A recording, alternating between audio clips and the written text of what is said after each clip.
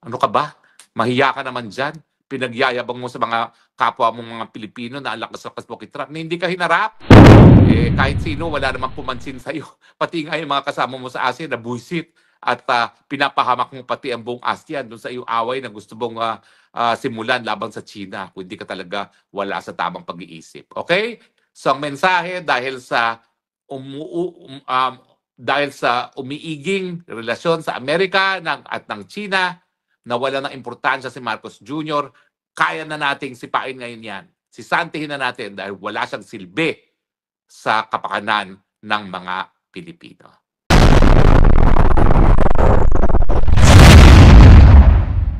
Ay, magandang araw sa inyong lahat, ha?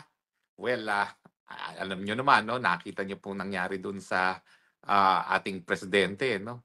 Kitang-kita ng buong daigdig kung paano niya pinagsiksikan ang kanyang sarili para batiin itong si President Xi ng China. Kasi hindi maintindihan, aawayin niya ang China na alam naman natin ngayon ay talagang the up and coming superpower, no? Eh mabuti nga tayo'y kapitbahay para tayo makinabang dun sa bagong kayamanan ng China at saka yung strategic location ng Pilipinas, no? Parang stepping stone tayo to China, no? Eh dapat pinagsasamantalahan yung pagkakataon na yan para tayo din ay maging mayaman bilang isang bansa, hindi inaaway.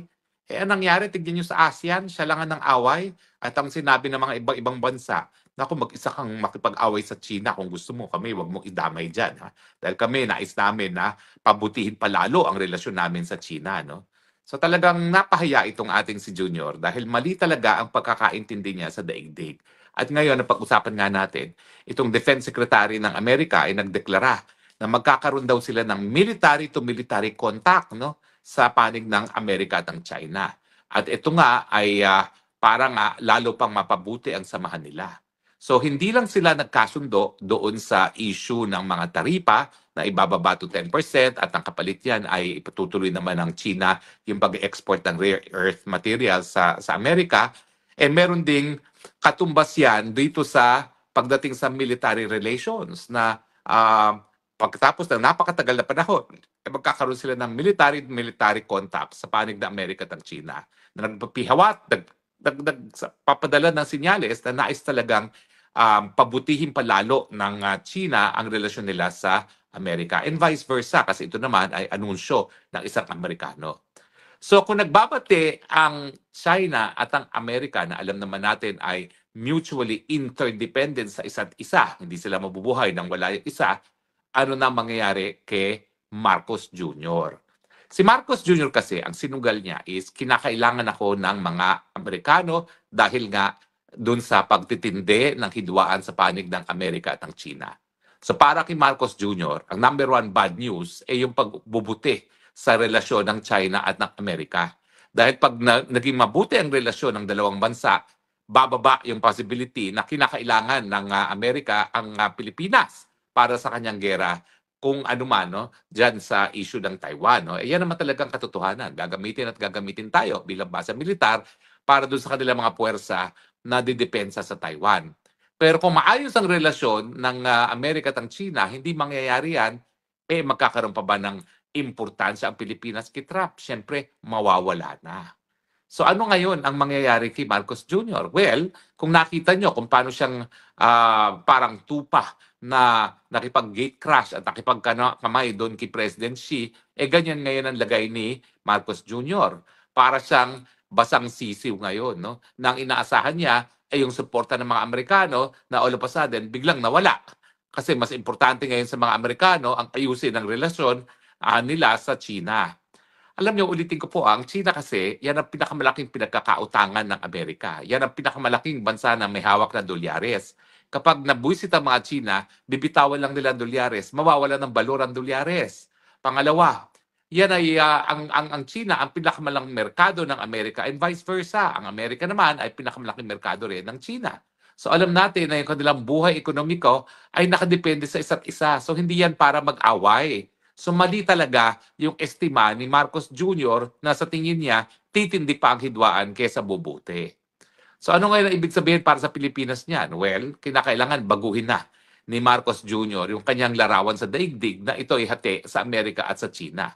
Ngayon, kinakailangan niyang tanggapin na itong mabuting relasyon ng China at ng Amerika, kinakailangan niya ng bagong dahilan para siya bigyan ng importansya ng mga Amerikano. At sa tingin ko nga, dahil hindi na masyado importante ngayon ng Pilipinas, dahil sa naiiging relasyon ng Amerika at ng China, talagang mag-isip-isip na si Marcos Jr. Dahil alam naman natin na sigurado ako, may duda rin ng mga Amerikano kung nasa tamang pag-iisip itong si Marcos Jr. Tingin ko alam nila na nagvavangag-vangag itong Marcos Jr., no? At hindi lang nila sinisiwala. At bakit nila alam? Unang-una, yung authentication. Yung authentication ng pulboronic ni Maharlika, sa Amerika ginawa yan eh. So sa tingin ko, may kopya na mga Amerikano ng authentication na nagpapakita na hindi AI yung pagsisinghot ng pulboronic ni Marcos Jr. So alam na nila ang tunay na estado ng pag-iisip ni Marcos Jr. at sa tingin nila, well, importante lang siya kung talaga magkakaroon ng hidwaan. Pero ngayon wala namang hidwaan, hindi na siya importante, sipwero na siya. So, ito kaya ay senyales na pwede nang mapatanggal si Marcos Jr. bago pa 2028? Nako, yung mga yung mga maduduming isip dito sa dahil, kinakalat na naman yung sinabi ko na hindi mananalo si VP Sara sa 2028. Sinabi ko po yun, pero ang sabi ko, kapag nakaupo pa ang Marcos sa 2028 at hawak ang makina, hindi pananalunin ni Marcos si Inday Sara. Di ba tama naman yun? Kaya nga dapat nga sikapin natin na mawala na sa posisyon ng Marcos bago pa sa 2028 dahil sigurado po talaga ako kapag nandiyan ang Marcos, hindi nila pauupiin ng mga Duterte na naman bilang presidente. Dahil alam nila, unang-una, bebengahin na sila. Nung unang beses, hindi sila nakatikim ng benga. Ngayon, dahil pinakulong nila yung ama, si Tatay Digong, ay naku, re-resbakan sila dyan. Gagantihan sila dyan sigurado. Kaya nga, gagawin nilang lahat para hindi maging presidente si Inday Sara Duterte. Yan po ang konteksto niyan ha, huwag kayong magpapalinlang. Naniniwala po ko, uulitin ko, kung ang Marcos Jr. nakaupo sa 2028 at siya may hawak ng makina, hindi niya pananalunin si Inday Sara. Kaya nga dapat po mag-concentrate tayo, matanggal si Marcos ngayon na, hindi sa 2028.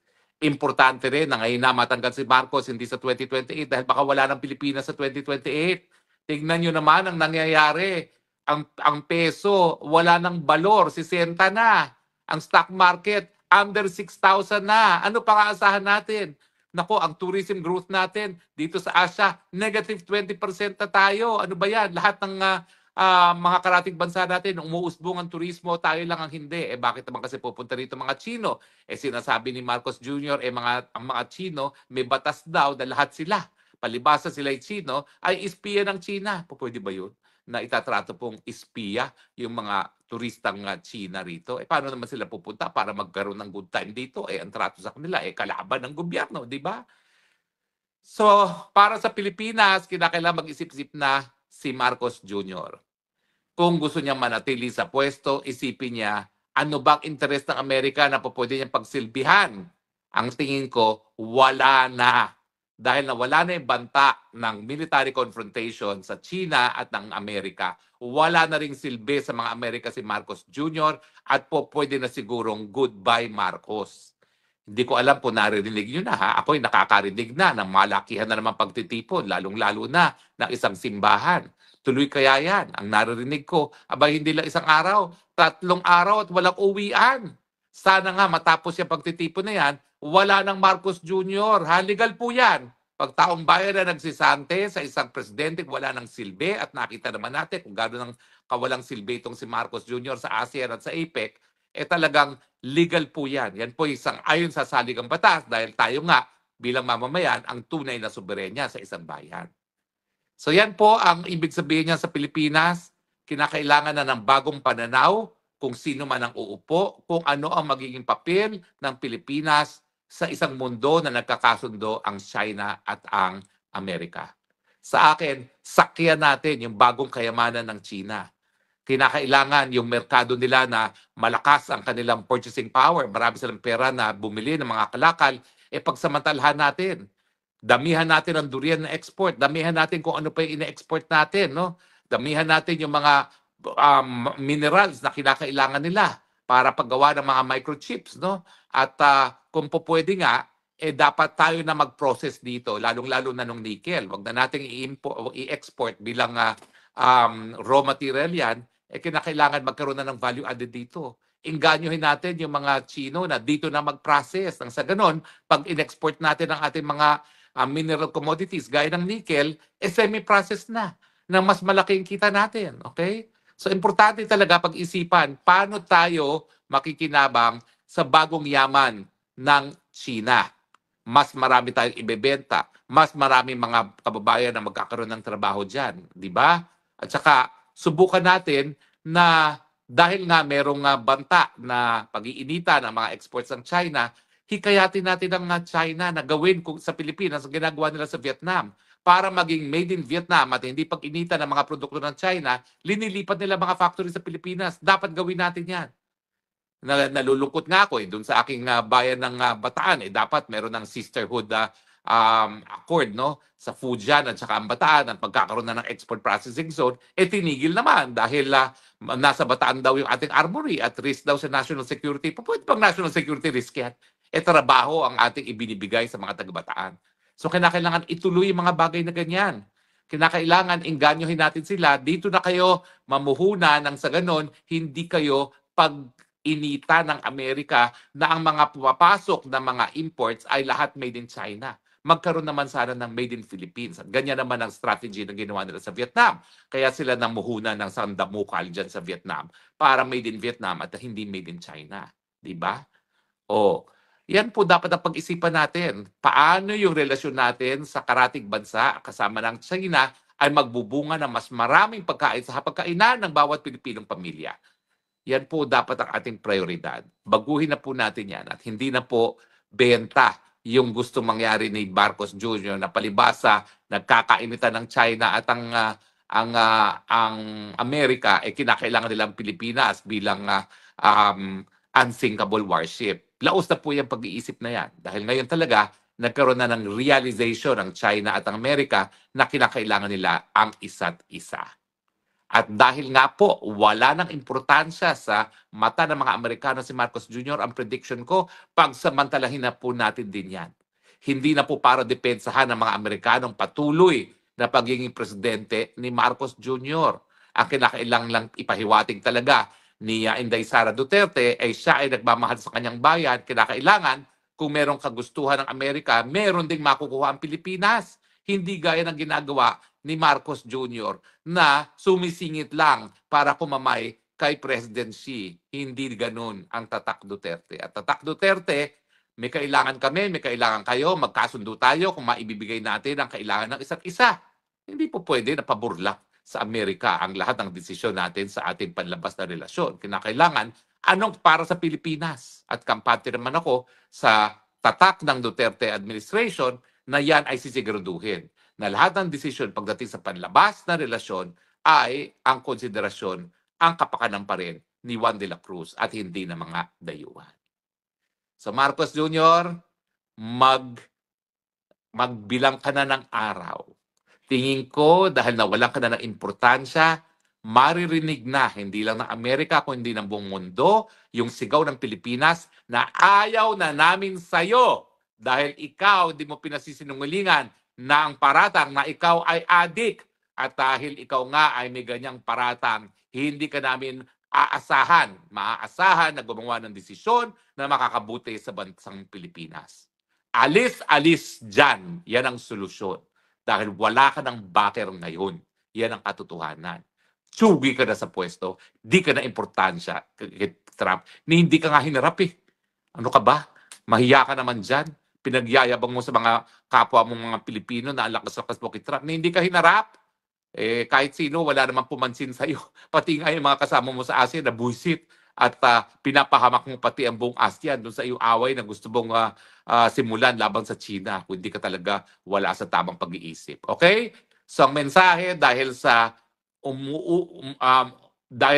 umiiging relasyon sa Amerika at ng China, na wala ng importansya si Marcos Jr., kaya na nating sipain ngayon yan. Sisantihin na natin dahil wala siyang silbi sa kapakanan ng mga Pilipino. Agree ba kayo o disagree?